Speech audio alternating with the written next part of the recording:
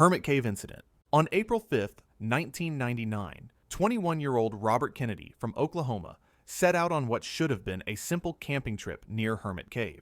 By morning, curiosity led him underground. He entered the cave with his stepbrother Richard, promising a quick look before they left. The first section was wide enough to crawl comfortably, but as Robert ventured deeper, the tunnel began to twist and narrow. At about 150 feet in, he reached a formation known to locals as the Keyhole, a choke point so tight that anyone passing through had to exhale completely to fit.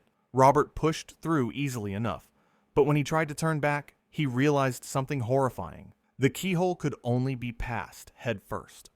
Panicking, he tried to move forward, but the passage sloped downward at a steep angle.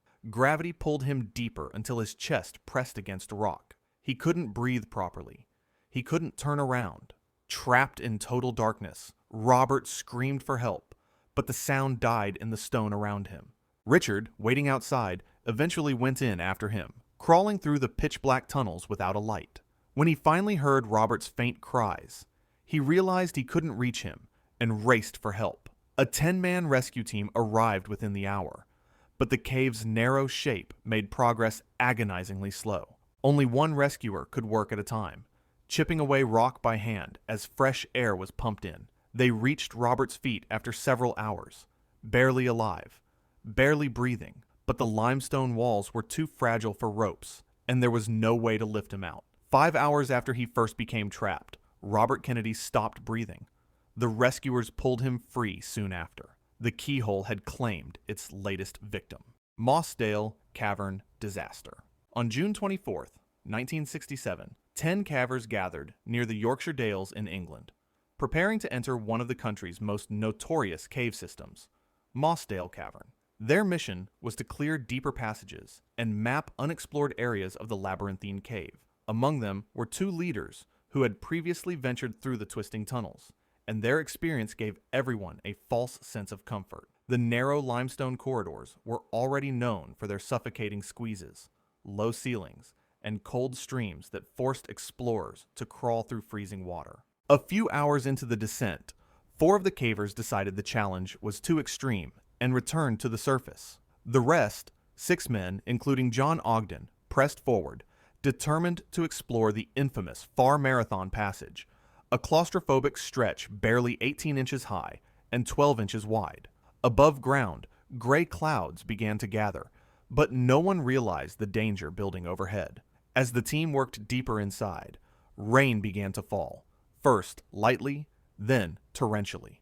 Unseen by the cavers, water began pouring into the entrance, turning the cave into a deadly trap.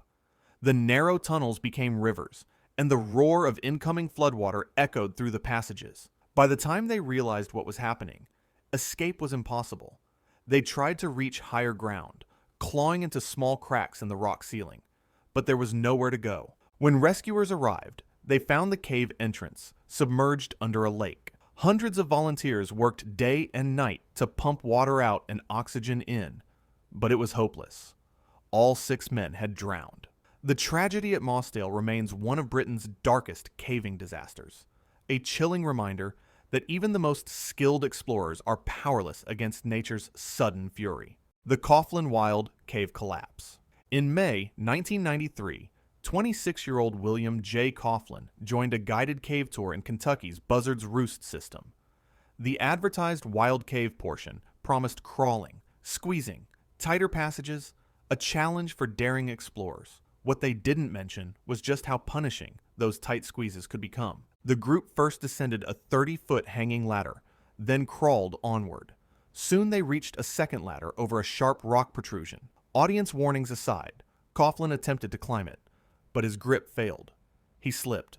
He struck his head on the rock. Bleeding, dazed, he tumbled into a cramped tunnel below. Once inside, the passage narrowed drastically. Crawling forward seemed the only option, but every twist squeezed his limbs tighter. His body began to jam. In the darkness, the rock walls pressed in. Rescue attempts failed early. His companions tried pulling, twisting, digging, but the overhangs and joints offered no path. He was pinned. For 7 hours he lay trapped, bleeding and powerless. The rescue efforts were disjointed. The guide had left to make a call, delaying professional help. When rescuers finally arrived, they discovered that Coughlin had already succumbed. He died of his injuries, still wedged inside the rock. The autopsy and court documents later revealed the grim truth. The cave passage itself became a vice. Each movement compressed his chest, twisted his limbs, and severed circulation.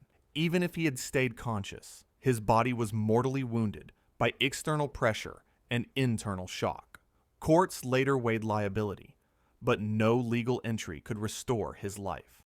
His death reminds us that narrow caves aren't just claustrophobic, they're lethal machines. One slip in the wrong squeeze, one moment of miscalculation, and you become fixed in stone. Coughlin's passage wasn't supposed to kill, but it did. Nutty Putty Cave Incident. On a night of November 2009, 26-year-old John Edward Jones, a medical student and father, joined a group of 11 friends and relatives to explore Nutty Putty Cave in Utah. The cave was famed for its tight squeezes, crawlways, twisty tubes, narrow slots. Its nickname was no joke. Around 8 p.m., the group entered. After navigating the usual obstacles, John decided to push deeper into what he believed was the known passage called the birth canal.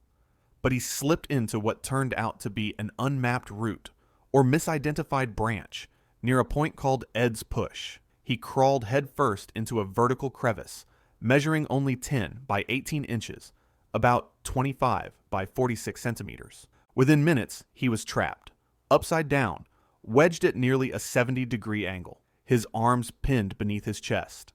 His head was buried in stone. He couldn't turn back. He couldn't advance.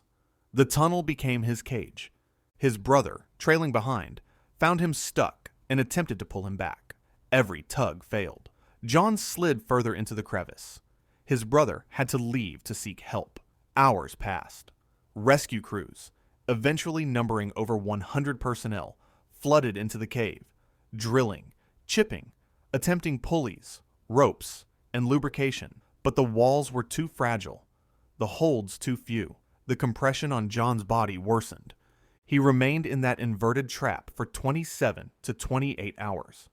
With every minute, pressure strangled his circulation. Blood surged to his head. Carbon dioxide accumulated. The weight of his own body pressed him into unconsciousness. At 11:56 p.m. on November 25th, a paramedic crawled in and declared him dead. Attempts to remove the body proved impossible.